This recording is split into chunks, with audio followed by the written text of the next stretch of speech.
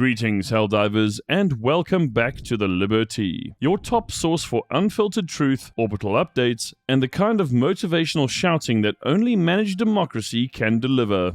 I'm your host, Vanguard, and today's transmission is one you don't want to skip. Why? Because this war just tilted on its axis. Right now, the galaxy sits at a crossroads. A major upgrade to our orbital strike systems is on the line, and only one planet's liberation will decide it. Will it be mechs or bombs? Your cooldowns depend on it. Rumors of an Illuminate invasion on Super Earth have ignited fear across the stars. A mysterious studio has taken home a very important award, and in our Super Earth Art of War segment, before you blame your squadmate for friendly fire, we invite you to check your own safety first. Today's Liberty is packed with battlefield strategy, propaganda refutations, heartfelt salutes, and a healthy dose of orbital insight. So holster that autocannon, sip your ration of Liberty, and lock in. Because the truth is incoming, and it's traveling at terminal velocity. Let's dive in. Galactic War Recap. It's day 426 of the Galactic War, and at present, 19,264 Helldivers are deployed in the field. 6,299 troops, 32.7% of our forces, are on the bug front. 10,612 Helldivers, 55.09% of our forces, are on the bot front, and 1,707 troops, just 8.86% of our forces, are on the squid front.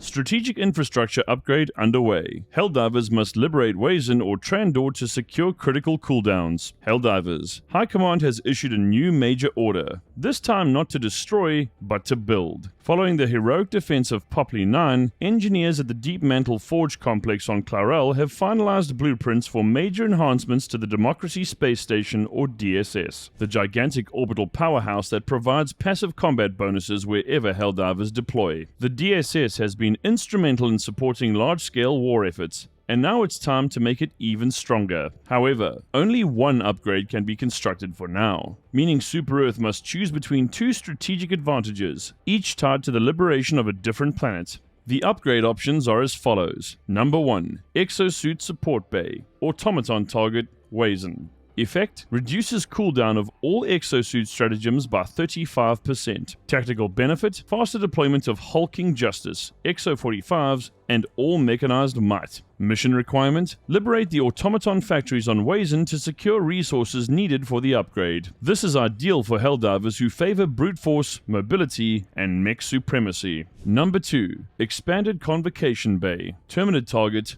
Trandor. Effect: reduces cooldown of Eagle Rearm by 15%. Tactical benefit: more frequent bombing runs, airstrikes, and overwhelming orbital firepower. Mission requirement: liberate Trandor from the Terminids as part of a resource-sharing agreement with Admiral Defense. This is best suited for airstrike enthusiasts and teams that rely on overwhelming firepower from above. High Command has full confidence that the Helldivers will choose wisely. This decision is not merely about personal preference, but long-term galactic security. Both upgrades provide high-value advantages, but only one path will be realized. Helldivers, your mission is clear. Liberate the required planet, secure the resources, and upgrade the DSS. The future of orbital dominance and the speed of your stratagem cooldowns hangs in the balance. Just over 3 days of the current major order remain, so focus your efforts and defeat the enemies of democracy wherever they may lie. The battle for the heart and soul of the galaxy is still underway, Helldivers. Keep up the fight and never surrender. Mysterious Studio claims victory at Super BAFTAs. Whoever they are, their game must be really good. Last night at the illustrious Super BAFTA Awards, an unknown but clearly exceptional development studio took home the trophy for Best Multiplayer Experience. We don't know who they are, where they came from, or what game they created. But based on the crowd's reaction and the suspicious number of Helldivers in the audience holding back tears, we can only assume whatever game they made absolutely slaps. Perhaps it's a game about brotherhood. Perhaps it's about orbital bombardments. Perhaps it's about democracy, capes, and being accidentally exploded by your teammates mid-objective. We may never know. Just kidding, we totally know. But in all seriousness, on behalf of every Helldiver on the front lines, we salute this mystery team for building something that brought us together, made us shout, laugh, and sometimes explode in the name of freedom. Your multiplayer magic has united the galaxy and won a BAFTA. for Super Earth, for co-op, for glory.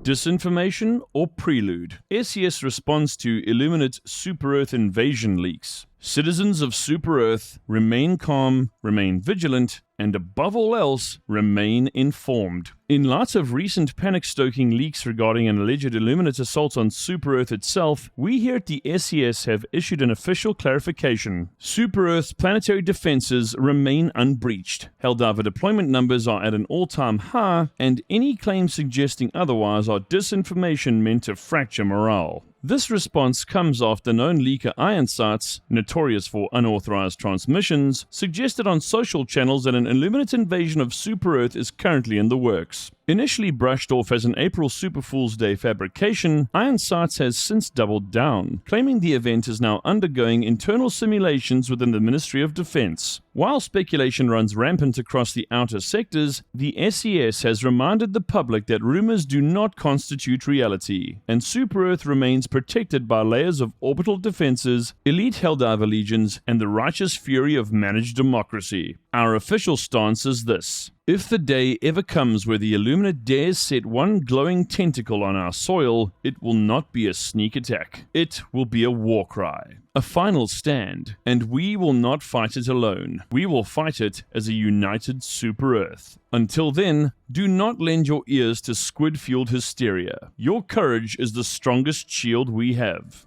Let the stars hear this vow. If they come for Super Earth, we will not scatter. If they darken our skies, we will be the light. If they breach our homes, they will find fire behind every door. We fight not just for territory, but for every breath of Super Earth air. We are not unprepared, we are not afraid, we are Helldivers, and we are home.